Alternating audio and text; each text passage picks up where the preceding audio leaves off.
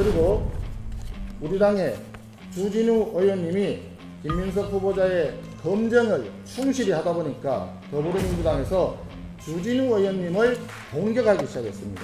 어이가 없습니다. 그럴 거면 주진우 의원을 총리로 지명하십시오. 만약에 주진우 의원이 총리 후보자라면 우리 당은 모든 의원님들이 나서서 주진우 의원님에 대한 진실을 낱낱이 검증할 것입니다.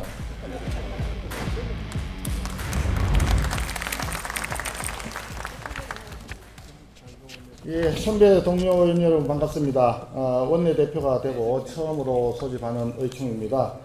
의원님들의 도움 없이는 원내대표 혼자서 아무런 일도 할 수 없습니다. 앞으로도 많은 협조와 성원을 부탁드립니다. 오늘 의원님들이 일정들이 다소 겹쳐서 일부 좀 참석이 좀 불가한 상황이 생겨서 좀 아쉽게 생각합니다. 의원님 여러분, 이재명 정부 인사 참사가 계속되고 있습니다. 그런데 오광수 민정수석은 공무원 출신이라 그런지 곧바로 사퇴를 시키더니 온갖 비리 범죄투성이 김민석 총리 후보자는 자기들 편이라고 생각하는지 끝까지 버티겠다는 태세입니다. 김민석 후보자의 문제는 기본적으로 도덕성이 심각한 상황입니다. 그런데 문제는 도덕성만의 문제가 아니라는 데 있습니다. 이 더 큰 문제가 논란에 대응하는 김민석 후보자의 자세와 태도에 있다고 생각을 합니다. 대법원의 유죄 판결을 받은 자신의 과거 전과에 대해서 엄연히 사실인데도 불구하고 반성과 사과는커녕 정치검찰이니 표적수사니 검찰의 조작이니 운운하고 있습니다. 이런 행태를 도대체 누구한테 배웠는지 모르겠습니다.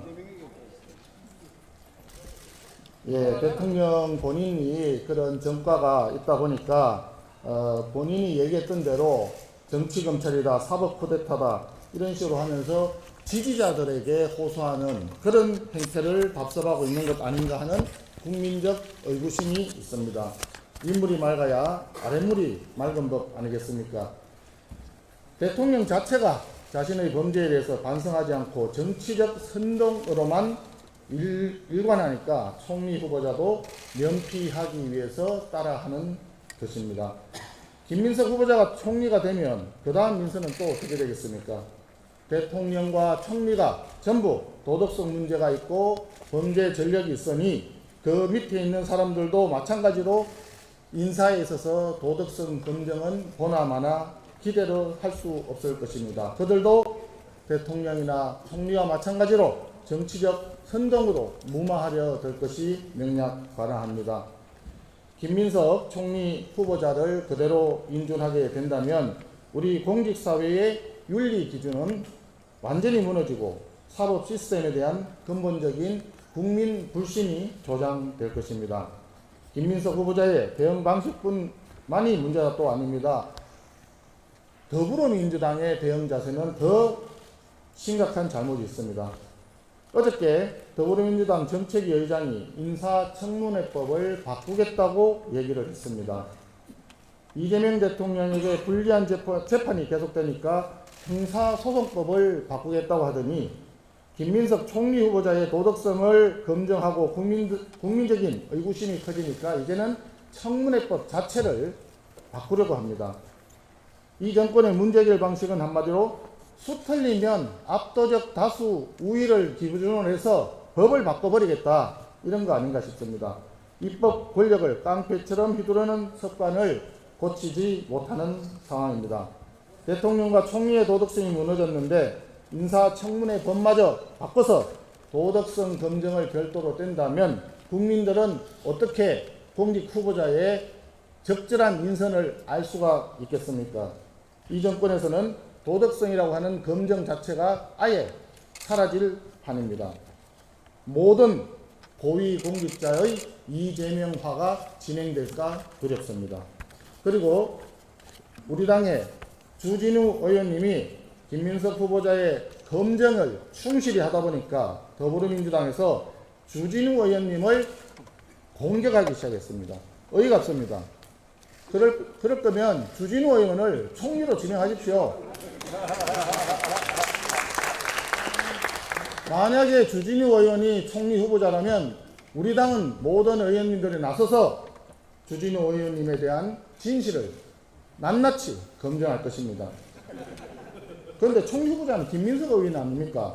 인사청문회를 앞두고 검증하는 것은 더불어민주당이 야당일 때도 그대로 해왔던 일입니다. 너무 뻔뻔하다고 생각합니다. 김민석 후보자는 94건의 자료 제출을 요구했는데 그 중에서 7건만 지금까지 답변을 했다고 합니다. 더불어민주당이 작년에 통과시켰던 국회 정언감정법 혹시 개정안이 기억하시는지 모르겠습니다. 기업이 개인정보보호, 영업비밀보호 등을 이유로 국회 자료 제출을 거부할 수 없다고 하였습니다. 기업은 본인들의 자료 제출 요구를 거부하면 처벌하겠다 이렇게 법을 고쳤으면서 자기들은 공직 후보자에 대한 인사청문회 자료 제출 요구를 아예 거부하고 법마저 바꿔버리겠다는 이런 극단적인 내로남불 자세, 국민들께서 용납하지 않으실 것입니다. 뻔뻔한 사람이 성공하고 윤리를 지켜온 사람이 손해보는 사회는 대한민국의 미래를 담보할 수 없습니다.